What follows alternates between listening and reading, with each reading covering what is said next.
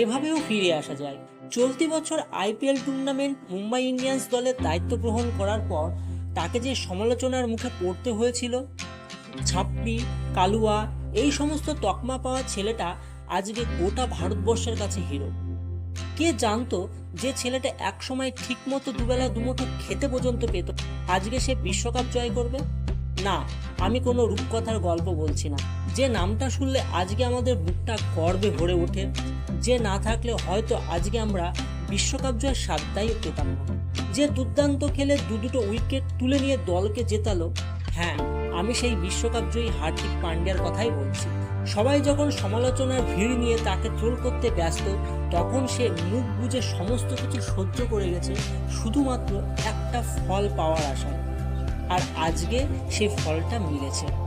আপনি ভালো থাকুন স্যার, আর এইভাবে আমাদের ভারতবর্ষকে এগিয়ে নিয়ে চলুন।